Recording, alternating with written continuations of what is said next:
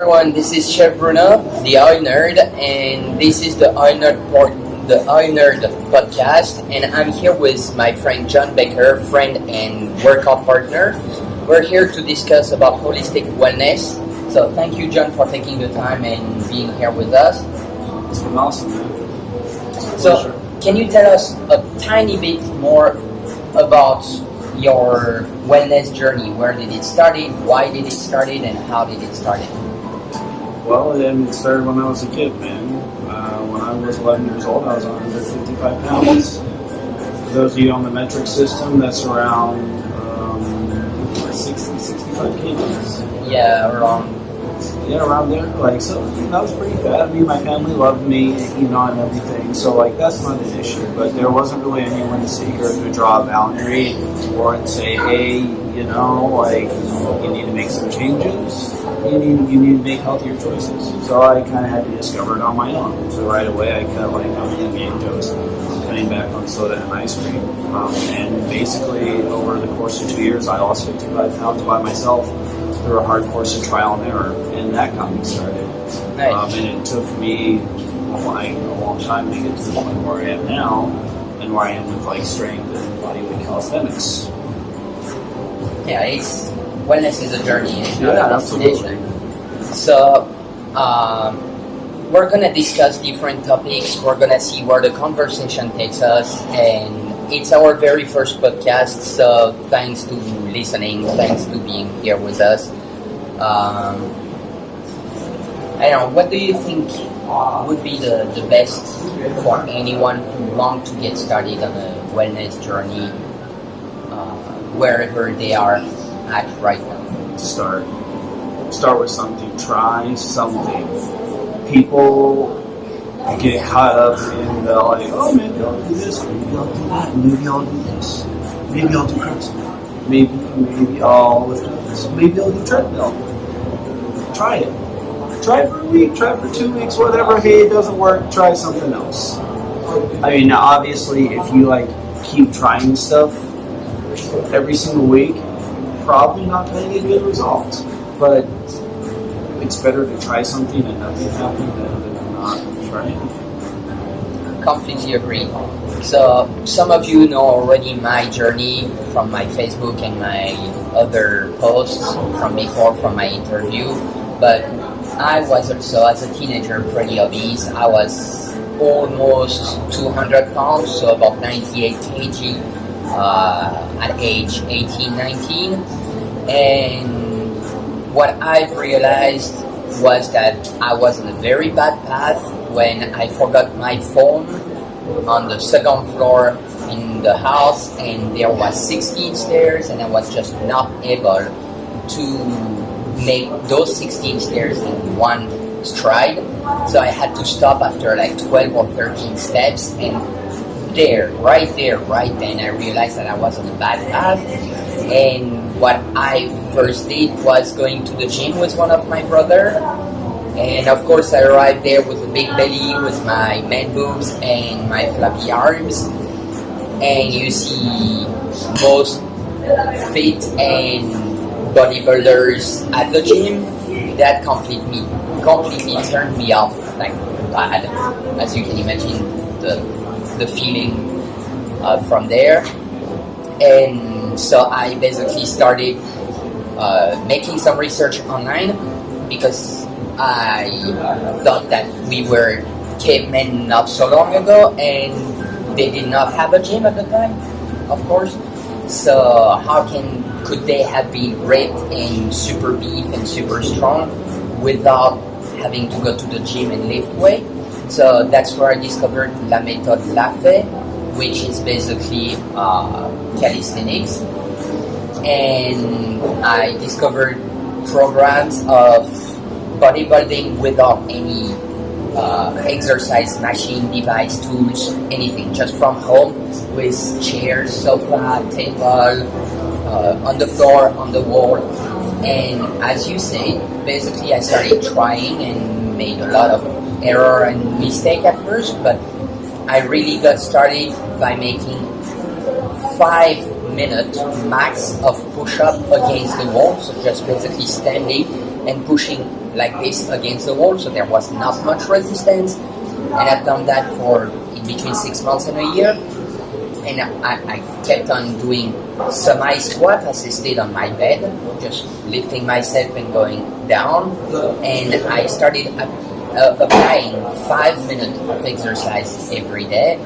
And I cut off, as you said, all the sodas, all the sweet drink and stuff from my life for a long period of time.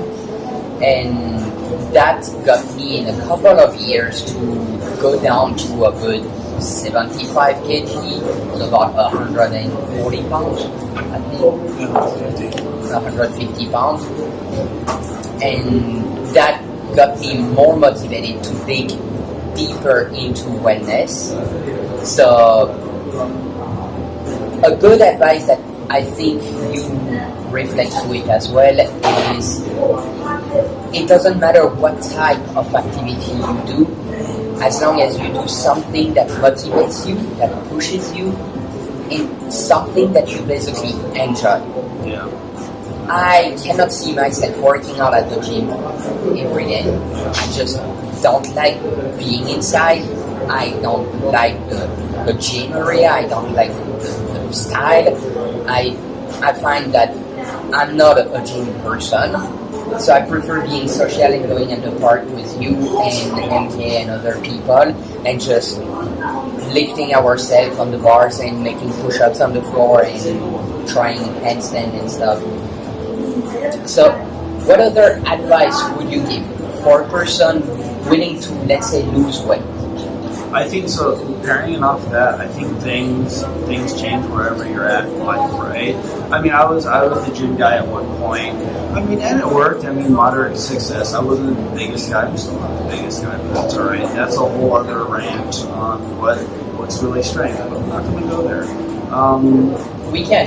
Different things work for different people, though. And sometimes what works now maybe doesn't work in 2 or 3 years. So it's like I progressed from at one point in my life doing long steady state cardio, and naturally I have a fast metabolism, so already was like pretty much a skinny bastard, like from my teens all the way into my 20s. So me doing steady state cardio, then I'm supreme ultra skinny bastard. Then I go to lifting weights, building muscle. Like I always called it ninja muscle when I was lifting weights because I would get stronger and I would progress on my lifts. But they're just like people look at me and they're like, "Oh, you're working out? Like I'm actually pretty diligent, all that stuff. All your macros, blah blah blah blah blah." So it's kind of like it's where it gets back to that journey. It's like that's where you kind of like as you try new things, I think you redefine what strength is, and that eventually led me to like calisthenics, and it just kind of led to like consistency. So you try something, you be consistent with it. Challenges arise, you change your notions and ideas, and that's where I'm at now with calisthenics. So, what if I want to get started on something, whichever, let's say going to the gym, and I go and I really freaking hate it? Do you think I should be pushing myself to keep going a bit? Or would you say, okay, you've got a very bad feeling about it, go to something else, tennis, badminton, rock climbing, roller skating, whatever? What are you doing? How are you doing it? Why are you doing it? I think before you just maybe jump ship, I think it's really good to assess it. Like for example, like the quintessential man workout is like bench press and bicep curls, right? Yeah. I mean total front side, neglecting your posterior chain. But so if you're just doing that, right? Well, you know what? Maybe we need to balance, we need to push, pull, honestly, and you need to do squats, but that's another caveat of, I think, building strength. But yeah, assess, take a look back, and if you're not sure, well, I don't know, I'm just doing what that guy does, and that's a common thing. Yeah. People just sit there, and they're like, they maybe have a friend, or they look to someone, and they're like, they're doing this, and maybe that works for them, but it doesn't work for you. Evaluate. What are you doing? Why are you doing that? How are you doing it? Also, are you sleeping? What are you eating? Just take an assessment, of all those things. Start with one variable. Change the variable. And slowly, one by one, go by each variable and change the variables and just see what happens. Give it a fair shot. And things that are still not working, either get help or try something else. But you don't have to be confined to the gym. Try it, manipulate the variables, while at the same time you can still explore other stuff. Go for a walk, ride a bike, rollerblades, if you're in the right environment, hiking or snowing or whatever. Yeah, so my biggest take on what you just said basically is how can I phrase that? Very carefully. So basically it would be not to go and try too many things in the same time, not to change too many things in the same time. So don't modify and your diet, and your exercise, and your sleeping routine in the same time, but rather cut that in different parts and modify one thing at a time, rather than modifying all of them and not knowing which one works. Yeah. Well, if you can do it all at the same time, and you can keep track and not go crazy, all the more power to you. A lot of people, that's going to be too much pressure for them for whatever reason. We're all at different points in life. So it's usually a very unstressful way to start off one variable at a time. Yeah. Or whatever you're comfortable with. Maybe you need to do 2 or 3 variables. Maybe you're in a time crunch. Every context is going to be different. But just kind of in general, yes. 1 or 2 variables at a time. Something that I take from Mind Pump, it's another podcast, and I think they have a YouTube channel as well. I was listening to it a couple of days ago, and they were saying, and that relate to the fact of isolating 1 or 2 variables rather than changing everything, is that everybody has just a limited amount of stress flexibility. So it means that, let's say, from 0 to 100, 100 being you just wake up and you have no stress and you are at your maximum, at your best. If you start changing and your diet, and your exercise, and your sleeping routine, and you already have a ton of stress at work, all of that will make your body less resilient to adaptation, because you are not able to intake all of those stress in the same time. Because changing your diet is a stress factor, as well as making exercise. The stress that you input on your body by exercising is already big. So if you modify and the diet and the exercise and a stressful job and a bad sleeping routine, then it might become very overwhelming for your body and for your immune system, and so you might get sick or hurt yourself or get bad. So how would you say the best way to proceed in order to avoid being hurt and I think if you're starting off with just like one variable in your fitness program and like one thing in diet, right? Because we all know it's like diet and exercise. I mean, there's a lot of things to consider, right? Yeah. So, but I think 2 of the easiest things to do right away is like, what should I not eat? Because I think that's the easy thing to do. A lot of us kind of know what we should eat. So like, what's one thing that I shouldn't eat? Get rid of it, replace it with something else. Eat or drink, because the very first that helped me was stopping the soda. Then I cut out the deep fried stuff, but I first get rid of the soda. And there's not going to be guesswork. It's not going to be controversial. It's not going to be like, oh, this plan or that plan or that plan, and there's like, you talk to all your friends and they're all on like a dozen different plans. It's keep it simple. Like, maybe it's liquid calories, whatever. Maybe it's the morning bagel at Starbucks. I don't know. Yeah. But like, that's like one thing. It's not stressful. It's one thing. And maybe it's one thing in your exercise program. Maybe like, you're not doing pulling exercises, but you're doing bench press. So do some bent over rows. Do some seated rows, for example. Or Australian pull-ups or pull-ups at the bar, depending. For those who are doing calisthenics, Or some other stuff, like if you are into swimming, then try to work one day more from your legs and the other day more from the chest and the back, and try to rotate that in order to take every muscle group from your body, right? Because what I see, I've got a lot of surfer and skater friend, and what I see as a big difference in between skater and surfer is that the skaters are very good on their legs, but they have no pulling or pushing strength at all. That's understandable. Yeah. But when I see surfer, it feels like a bit more complete because they pedal with their legs and they are pedaling with their arms, as well as using their core to balance themselves. Yeah, so they're gonna get some core and lower back strength in the position you have to be on the board, and they're definitely going to be getting some pushing strength. They're going to get the front of their shoulders, and they're definitely going to get some forearm and tricep. Yeah. I'd be willing to bet, unless they have like they're supplementing their like regimen, that they're probably deficient on and especially if you kind of see shoulders rolling forward.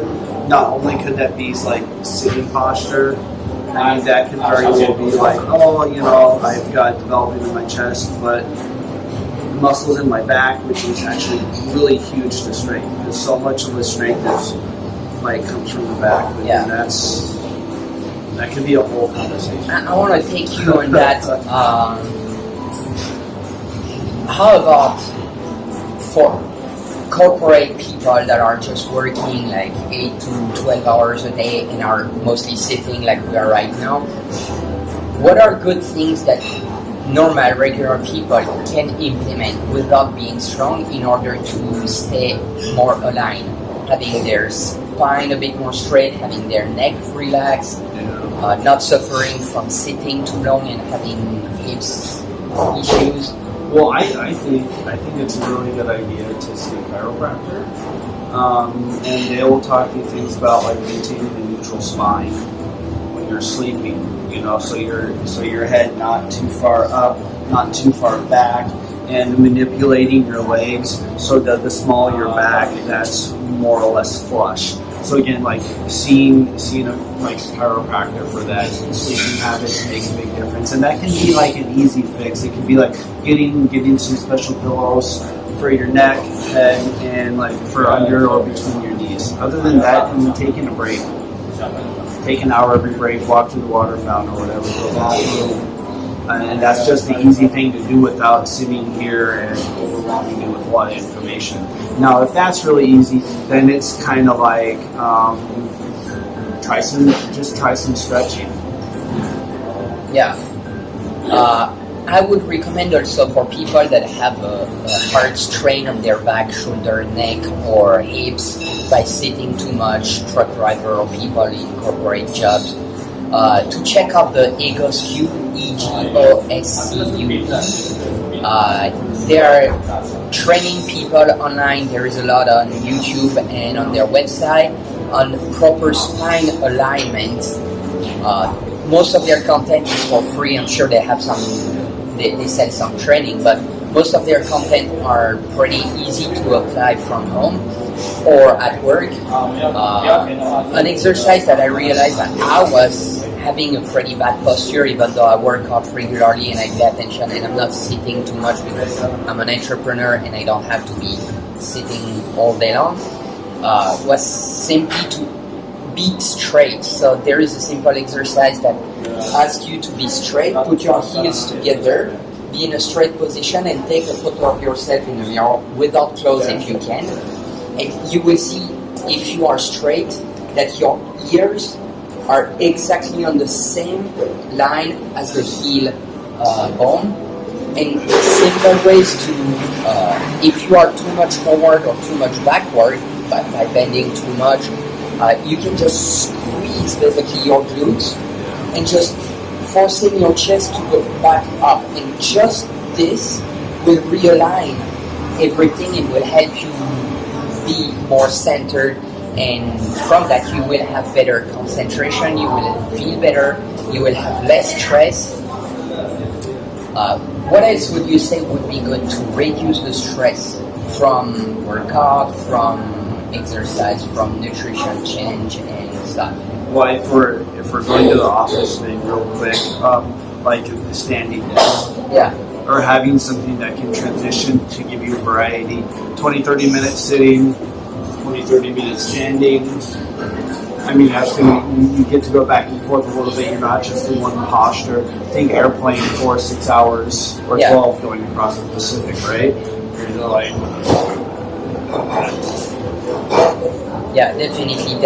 That is good advice. What's your take on breathing? it's awesome. I mean, you need it, right?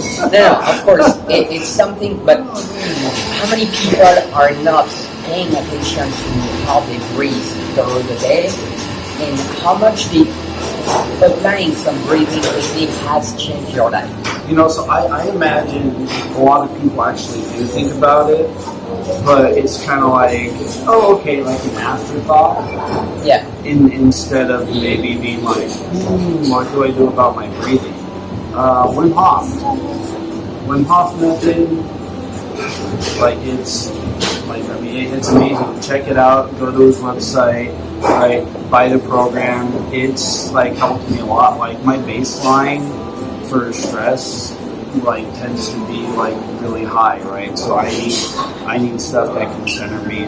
Sometimes, in the past I've had a tendency to really react strongly, right? And I have things in my arsenal that help calm me down, like essential oils and breathing techniques and tea and different stuff, right?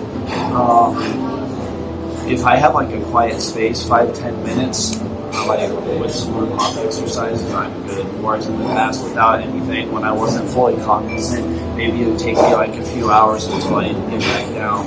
Yeah. So to go from a few hours to kind of 5 or 10 minutes with some breathing exercises, that's awesome. A huge change, right? And that can be applied from anywhere, from an office, from a truck, from a classroom, from anywhere. Yeah. That's something that I started really paying attention about 2 years ago when I discovered the Wim Hof method as well, and then I discovered the Gracie Jiu-Jitsu family breathing method as well. I used to be a mouth breather because I suffered as a teenager a lot from allergies, so my nose and my sinuses were not used to work properly most of the time, and for years and years, decades, literally almost 3 decades in, I was breathing from the mouth because of those allergies, and I did not realize how much it was hurting my body. My pH was way higher. I had sleeping issue because, of course, when you're not breathing properly, your body is not resting properly. I was having, from time to time, some sleep apnea. And since I discovered the Wim Hof method and I started paying much more awareness during daytime on my breathing, I realized that my stress level went dramatically from way too high and always being in defense mode and always being stressed, literally stressed on the fight or flight way. I went down from 500% to 40, 50%. The normal stress of the day, I get some highs, I get some downs. But just paying attention to your breathing will help you relieve the stress, will help you control yourself better, but will also help you sleep better. It will also help you lose weight, because it's something that most people don't even pay attention. I don't know if you are aware of, but when you're exercising, you're not burning fat. It's when you're breathing from those exercises that you're taking in and pushing out the oxygen. That's the way that your body is processing the energy, and it's through the breathing. So when you're exercising, also paying attention to your breathing pattern will make a huge difference, I think, on your your body, when your heart rate gets enough up into the fat burning zone, right? Your body can break down the fats into carbon dioxide and urine.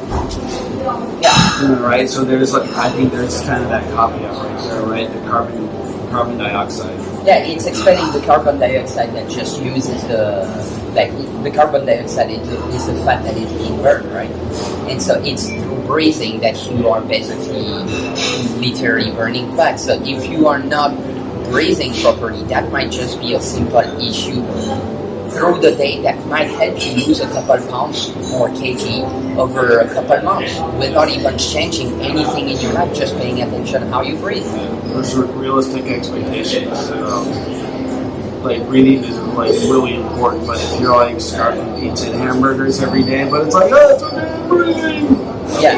Like, well, you know, maybe there's still going to be positive effects to the breathing, but I might not lose weight. Yeah, Realistic expectations. it's not a full-on diet. It's you have to pay attention to what you eat in order to lose weight. That's for sure.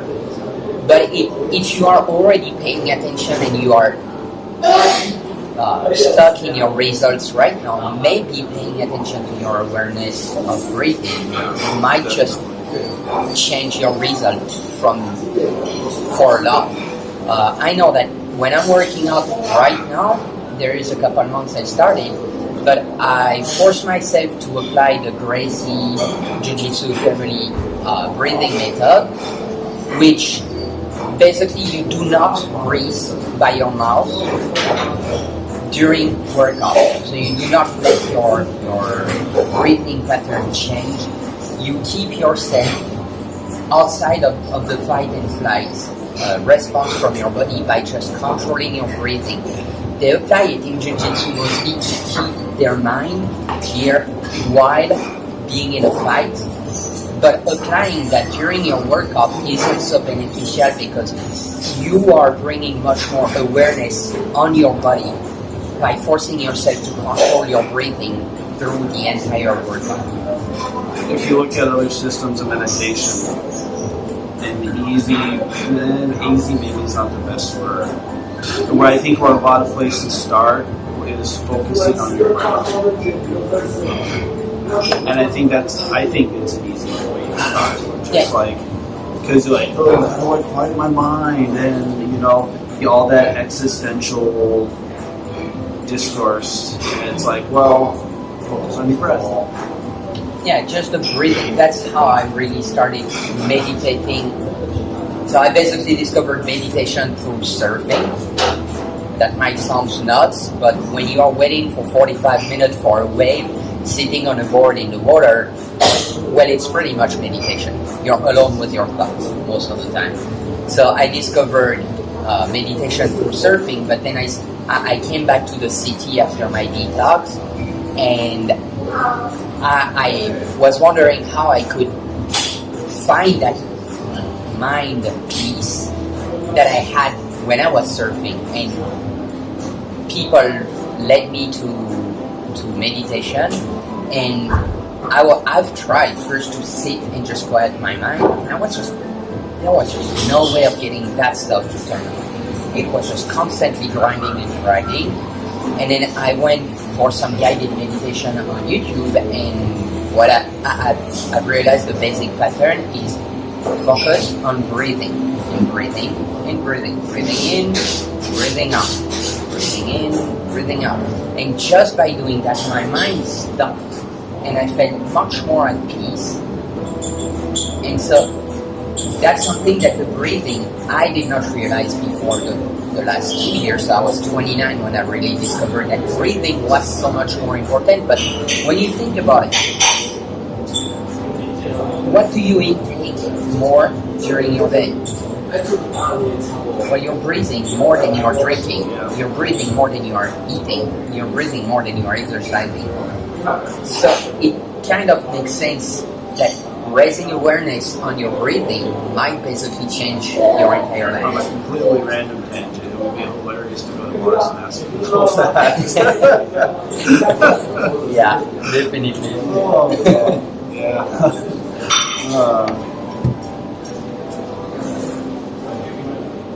So, is there any other rabbit hole you want to dig in?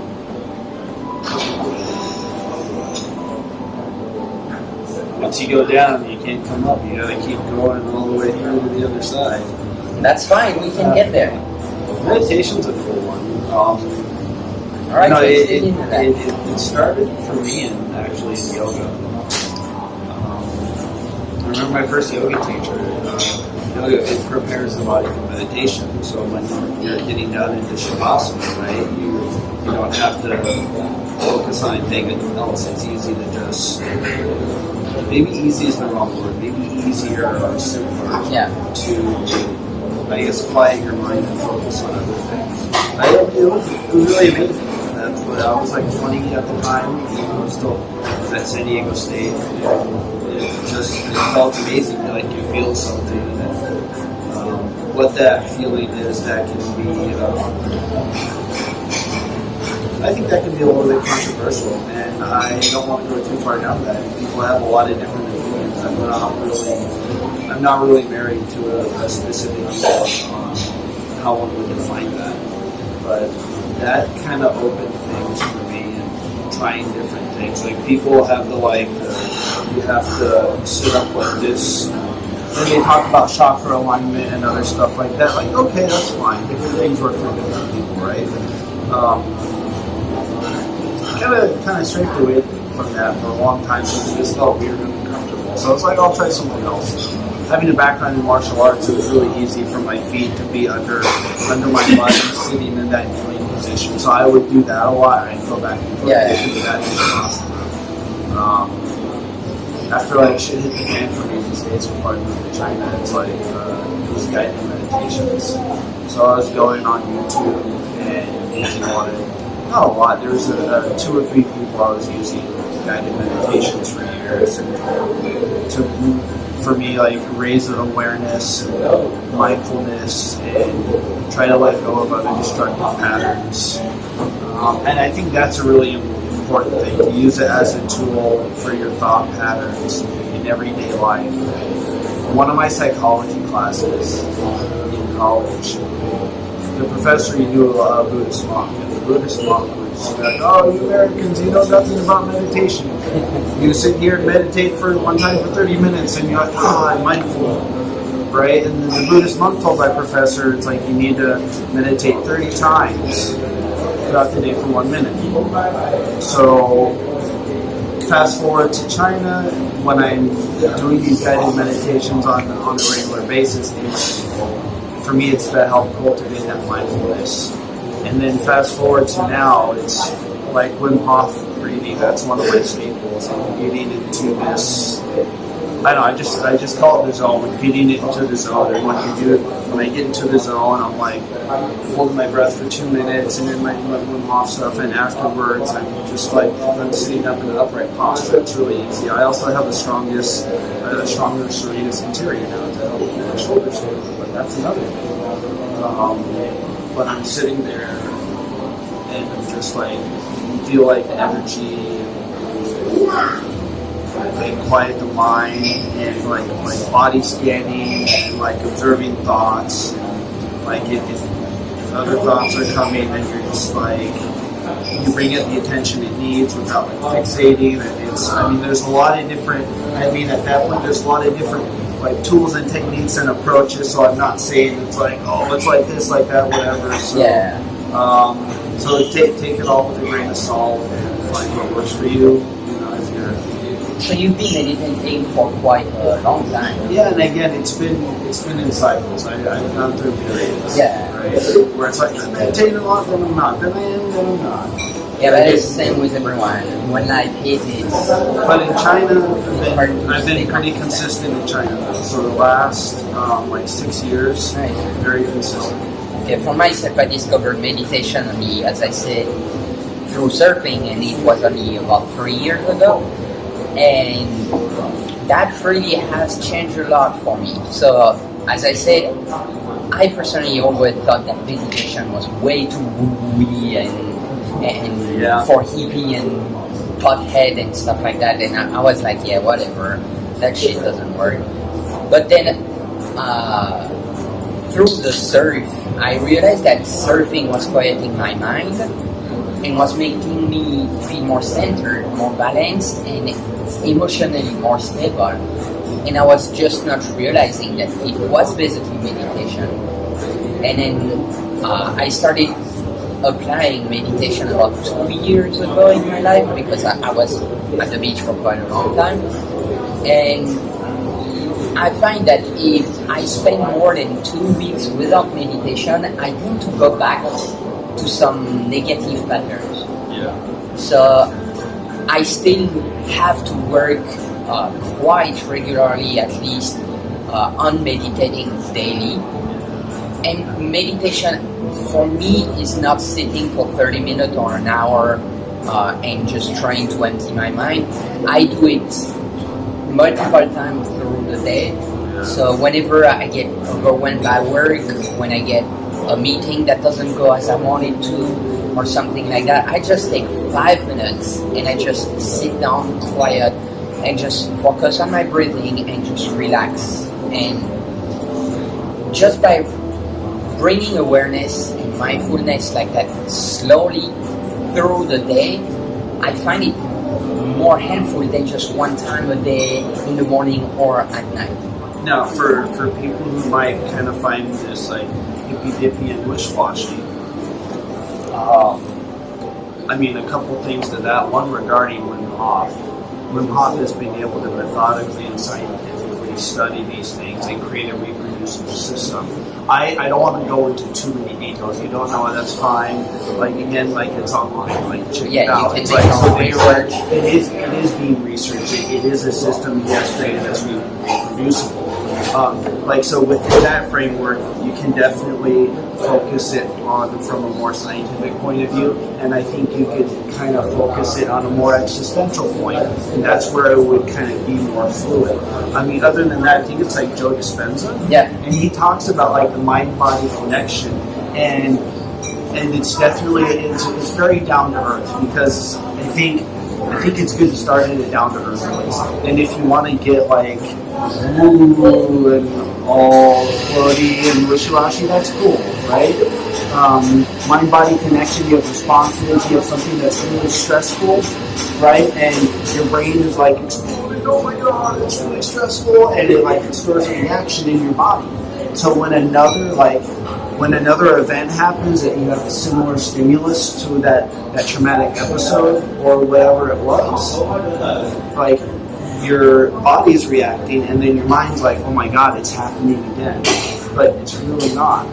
And this is where he goes into a lot more details about deprogramming. Definitely like someone to check out. But I think this is like I think a down-to-earth way initially to start off. I think it's good to start off with down-to-earth, like a simple explanation. Then if you want to go with it, fly, take off, and go any direction you want. Yeah, just take it where it leads. You don't have to be doing meditation for 25 days in a row. You don't have just do it as you feel. Something that John Dispenza talked about when he was with Tom Bilyeu was that stressful events, you don't just live it once. Just the fact that you mindfully go back or mindlessly go back to that period of time, to that period of stress, to that moment of the day, you trigger instantly the same exact feeling. So you are able to constantly produce your own stress, and that's something I was doing a lot. I totally agree with it too. And something that helped me, talking of Tom Bilyeu, is his morning routine of exercising until your heart explodes, and then from there, while you're breathless and just dying, you sit and focus on your breathing and slow down your breathing and just try as soon as you can to get off the fight or flight response from your body and go back in the parasympathetic nervous system.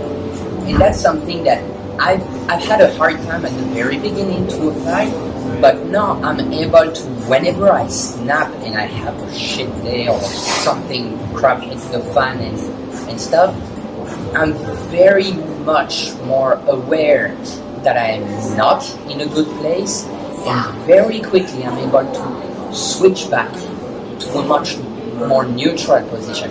I won't say positive position, because I pass from high stress to calming down myself, but that's something that you go in the right direction. yeah, that shows that you can very easily reprogram your mind, and it goes with everything for your entire wellness, because fear does not get triggered at work. Yeah, I don't know anybody that don't get triggered at work. So if you can apply your exercise routine with a breathing routine just after work to step you down from your nervous system, you might be able to calm down the triggers that you get through your day with your family, with your work, with whatever it might be, just driving in traffic and being upset. You might be able to just calm down your overall body, and from that you will feel much more well. Your well-being will increase very quickly, don't you think? Yeah. Well, so I mean, I find with the Wim Hof breathing, I'm sitting there like you're doing your breaths, you're holding your breaths. I find it like it brings triggers like to the surface. Why? How? I mean, I don't understand why. I don't understand how, but somehow it brings triggers to the surface, and that's a reflection point for me. It's like, okay, I feel this. It might like. Sometimes it's kind of random. Sometimes it's related to my day, right? I'm doing it, and sometimes I'm like I'm reflecting either on that day or the previous day while I'm doing the breathing, and like there's that response, and then that's kind of like an opportunity for me to try and release, try to let go of that negative energy, pick a metaphor and visualization that works for you, right? I have a friend, she's like, imagine it bumbling into a tiny ball, throw it up into space, or throw it to a vortex, a black hole, and everyone uses different visualizations, like steam floating off, or the river, or in a place. And how about when the trigger resurfaces when you're doing the Wim Hof? Are you able to first, before trying to get rid of it, to analyze what's triggering you and to find out the deeper root of it? You know, like this point, I don't really want to analyze it too much when I'm in that moment, because I'm definitely like my goal when I'm doing that is to be in this moment for one, and two is to program. So kind of those are my objectives at that point. So then it becomes, I'm in this moment, this feeling has been evoked. It's like sometimes it's like where it's coming out in my body, sometimes it's not, or it's just like there's that stress, there's that feeling. Then it's like releasing the negative energy, and kind of it's like moving on. Afterwards, then I feel like it's a better time for me to like, why was it triggered? Good. How long has it been used? I don't know. All right. What do you think? We keep it that way for today, or we could have it's 3:40 at the moment. 3:40. So it's about 40 minutes. That's Maybe like 40 minutes. So, okay, well. So that's just one of the parts. I'm gonna be meeting on Tuesday. Right now it's Sunday. I'm gonna be meeting on Tuesday with my friend Viviana. We're gonna be talking about relationship and how self-reflection and self-ownership, so taking ownership of your situation and taking ownership of your behavior triggering other people might be a good way of not manipulating but transforming a situation. So she has had some issue with her boyfriend, and she called me and contacted me, and we got in touch and we started talking about it. And by just helping her make the switch of, instead of saying you, I made her say I made the mistake. I've been doing this, and that has been bringing a trigger for me, and this is why we react like that. So stay tuned, and you're gonna see the podcast very soon. Not sure yet what will be the clear schedule. I'm trying to find a good schedule with you, a good schedule. So he's getting back at work in 5 days, 10 days.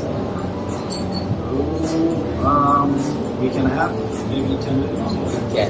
So in between now and then, we're gonna try to record a couple more times. But once he will be going back to work, his schedule will be a bit more clear, so we will be able to know when we are gonna be posting. So stay tuned and thanks for tuning in. Bye.